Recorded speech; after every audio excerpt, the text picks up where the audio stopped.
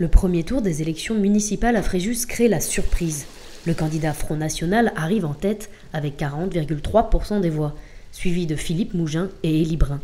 En quatrième position, la candidate PS Elsa Di Meo obtient 15,58% des voix.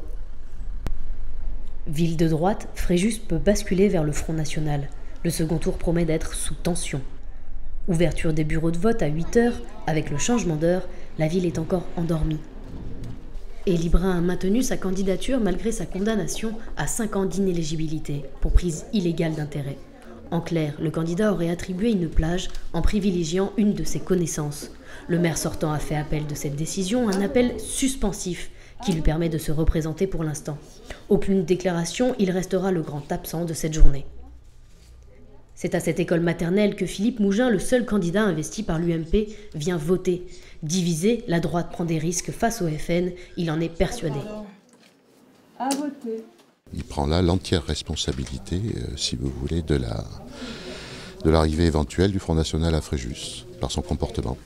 Convaincu que le premier tour était un vote sanction contre le maire sortant et non une adhésion au parti radical de droite, il reste confiant. Je fais confiance au bon sens et au sens des responsabilités des Fréjusiens qui ont exprimé effectivement un vote protestataire dimanche dernier. Dans le parc symbolique des dimanches en famille, les Fréjusiens déçus du premier tour viennent soutenir Elsa Di Meo.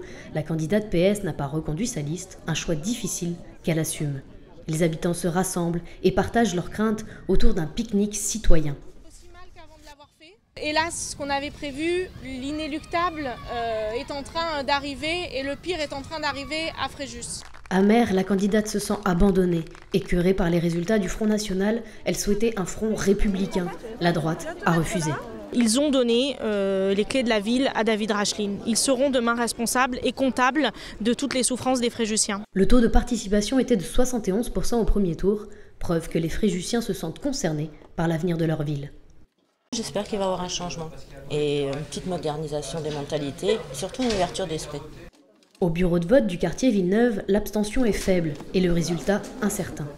Il y a une montée peut-être du Front National aussi qui a fait que le scrutin est indécis et il sera indécis jusqu'au bout, je pense, ce soir. Les derniers votes sont pris en compte et les portes se ferment pour le dépouillement. Dès les premières estimations, la tendance se dessine. David Racheline. Sur la place de la mairie, les Fréjusiens se rassemblent pour attendre les résultats. Les partisans de David Racheline se regroupent devant sa permanence, impatients d'assister à la victoire de leur candidat. En face, les opposants tendus et inquiets perdent espoir. Dans la mairie, les résultats de chaque bureau arrivent au compte-gouttes. L'écran géant annonce les premiers résultats. L'ambiance est pesante. Il y a eu un rejet de la politique en place sur la commune.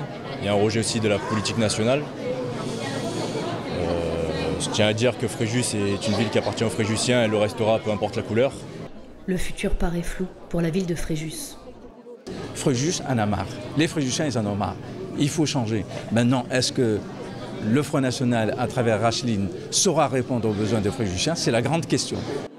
Un peu plus de 20 heures, les résultats tombent. Racheline David, 10 852, 45,55%. David Racheline n'obtient pas la majorité absolue, mais remporte la mairie.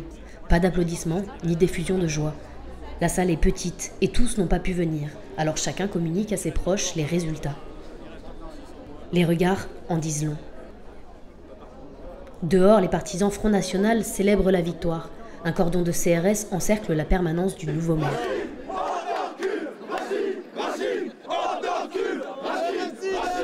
La célébration est perturbée par la colère des opposants.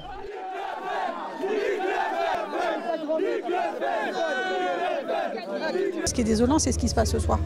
Voilà. Quel que soit le parti qui sort des urnes, on doit le respecter, qu'on soit d'accord ou pas. Sinon, c'est pas la démocratie.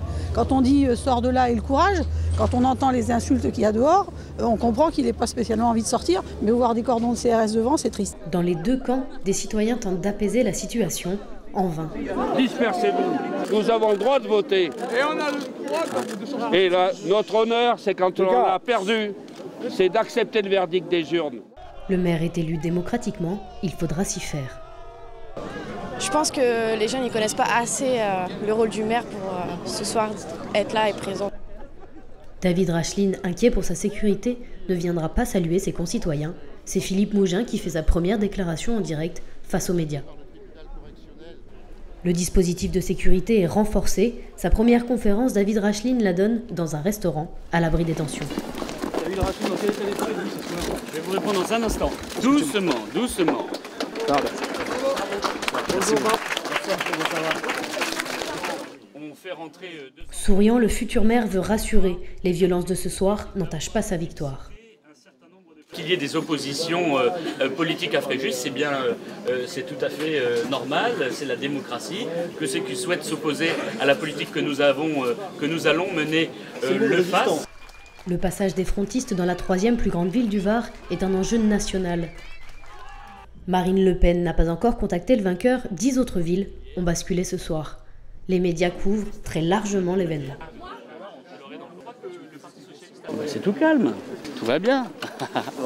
Sur la place de la mairie, maintenant revenu au calme, il donne sa première interview. Les Fréjussiens souhaitaient du changement et de la transparence. David Racheline doit faire ses preuves. Mais à l'image de la droite, Fréjus reste divisé.